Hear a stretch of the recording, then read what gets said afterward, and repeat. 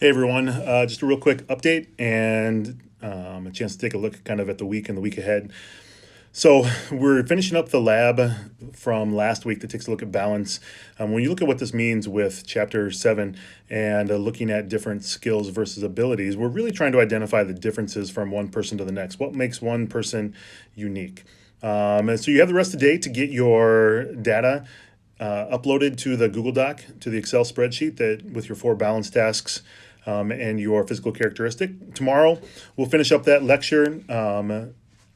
We will kind of go through the process of what that means to take a data set and to look at how we can make correlations or find relationships between 2 sets of data. So before we can kind of do that lecture, I need you guys to get that information uploaded online. And then once that information is uploaded online, we'll go through the process of taking a look at an Excel spreadsheet and finding out how we go through that information. So when we're taking a look at individual differences, there are a lot of different things that make one person different from the next. So how do we study it? It's a big question, and especially when we look at how big of a business that is right now with people that study sports. There are a lot of people that are trying to figure out what makes one person unique, what might make someone better at a particular activity, a skill, a sport, especially when you take a look at some of the things that are being done around the world right now, looking at things like genetic testing, even to try to find the athletic gene to see what makes one person stand out from the next.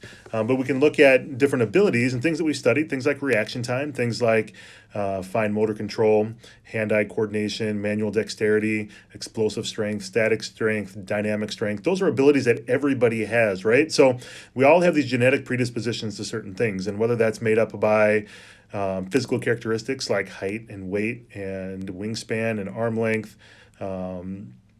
whether that's things like visual acuity, whether that's things like muscular integrity, looking at fast twitch versus slow twitch, aerobic capacity, anaerobic capacity. Those are all things that can be modified with practice, but for the most part, those are pretty set in stone based on those genetic predispositions.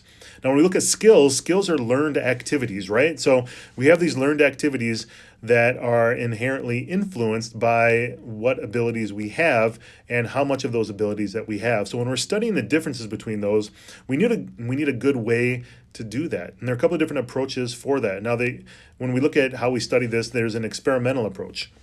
And the experimental approach takes a look at a group of individuals that succeed or excel at a particular sport and identify common characteristics of those individuals. And this is a good time, especially for sports fans, and we don't have a whole lot else going on with the NFL draft coming up.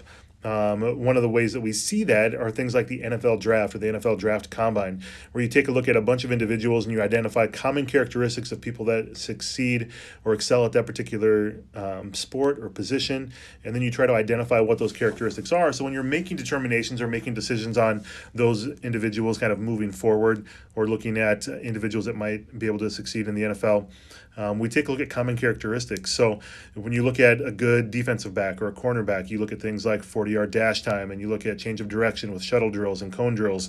For an offensive lineman, you look at things like max bench press or bench press reps for 225 pounds, common characteristics that might make someone succeed. And then you take that information and you make certain determinations based on that. You try to find relationships between variables or any type of data set. And that's what we're doing with this balance lab. We're trying to identify whether or not we can find a relationship between a physical characteristic and your balance test or your balance scores. So that's the experimental approach. The differential approach takes a look at individual abilities. So we might take an individual sport like pole vaulting, and we might take a look at pole vaulting and break down what abilities someone might have to succeed at that particular sport: explosive strength, dynamic strength, body awareness, kinesthetic awareness. And then we identify ways to study that, or we identify ways to create data that we can identify based on abilities that someone would have to exceed or succeed at that particular sport. So there are a couple of different ways to do that. And when we look at this, there's a couple of different theories that sort of govern individual differences and looking at how we study the differences between two people.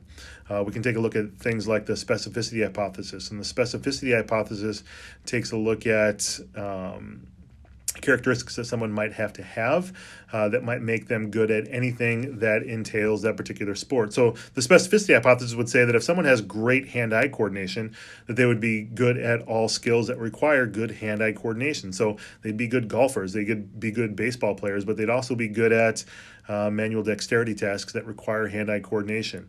Things like threading thread through the eye of a needle. So there are different ways that we can take a look at this, and all those are extremely important when we take a look at measuring individual differences. And you guys have done this not just in sports skills, but you've also done this in the academic world as well. Take a look at things like ACT scores and class ranks and things like GPA. Those are things that colleges look at to try to determine future success for individuals. So even coming into a place like Bethel, there are certain requirements that the university would like to see to try to make a determination whether or not someone's going to have success for them in the future and be there for 4 years. So even tests and exams and things like that are great determinants of measuring differences between one person and the next. And those are when we look at those are modified and changed by a lot of different things. And a lot of times we take a look at physical characteristics, and those are easy to measure, right? We can measure physical characteristics, but there are a lot of things that are a lot harder to measure. When we talked a lot about the psychological aspects of sports, how do you measure things like motivation? And how do you measure things like someone's willingness or experience, or how much they've participated in the past, or whether or not they have an older brother or a sibling that may have participated in that sport. So they've watched that a lot and they've learned a lot just by osmosis. Those things are hard to measure. And those are things that people that study these things and study individual differences, they take great pride in being able to identify characteristics that set one person aside from the next, especially when you're taking a look at a business like the NFL, where you're looking at multi-millions of dollars and making determinations on who you might draft for your team. Those things are extremely important to try to find out what sets one person aside from the next, when everything with physical characteristics are exactly the same. They may even do things like psychological testing, like the Wonderlic test, that takes a look at simple cognitive abilities and test taking and memory and awareness and things like that. And those are key important aspects. So when you look at companies like the NFL that do the Wonderlic test, it's not just limited by that.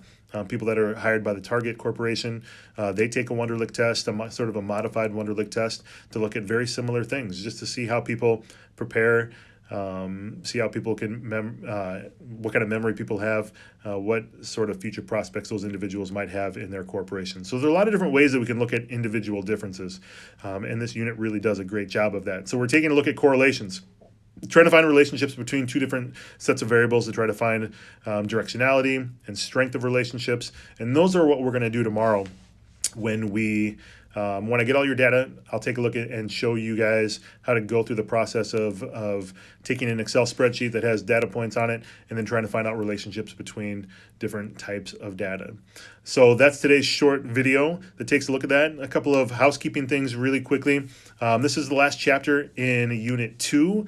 I did have an email about the exam. We had an exam that was set up for Friday. We're still going to hold true to that. We are going to have an exam on Friday. Obviously, it's going to look a little bit different. We're not going to do sort of a classic exam where you guys are doing a sort of a non-proctored exam. On Friday, you guys will get the exam for chapters 5, 6, and 7. And you guys will have the weekend to complete that. So it'll be due on Monday. And you guys will be able to use all the resources that you have available to you. So you'll have your book, you'll have your PowerPoint, you'll have these lectures if you want to go back and look at me talk. But so you guys will get that exam, and then you'll have the weekend to do that. So on Friday, you will get the exam for Unit 2. A little bit different than what a normal exam is, but these aren't normal times. So again, bear with the process, stick with it. Also tomorrow, after the lecture with the correlation, when we take a look at the data set on Excel, you'll also get the lab for the following week. And we're starting the next unit, the third unit, that takes a look at, now that we have all this information, how do we set up a learning experience that helps someone to achieve their ultimate capabilities. So that's the third unit, and that's what we'll start. So you guys will get your lab for the next unit tomorrow. This one is a little bit unique. It's a little bit different. Again, these are really difficult to do. I'm trying to set these up as best as I possibly can for you guys to do these on your own or do these at home with a parent or a sibling. someone in the home that you're in. But it is a little bit complicated as far as sort of what that looks like. But we're going to do our best. Again, I want you guys to do the best that you can. I want you guys to try to stick with it, with the learning process with this. I want you guys to soak up as much as you possibly can, get as much out of it as you possibly can. Again, expectations are what you guys set up for it. I want you guys to learn as much as you can. I want you guys to get as much as you can out of this. I know these are difficult ways to learn, and it's definitely not as in depth or the same as it would be if we were face to face 3 times a week. But we're going to do everything we can to make sure that you guys are getting as much motor learning as you possibly can. So that's what I have. If you have any questions, make sure that you're emailing me. Make sure you guys are staying in touch with each other. Again, it's hard to kind of do these things on an island. And as we move forward, it's going to be extremely important that you guys are keeping up with the relational part of the social distancing process. So if you need anything, give me a call, give me an email, and we'll get back to you as soon as we possibly can. Take care, be safe, enjoy your time with your family, and we'll talk to you soon. Bye.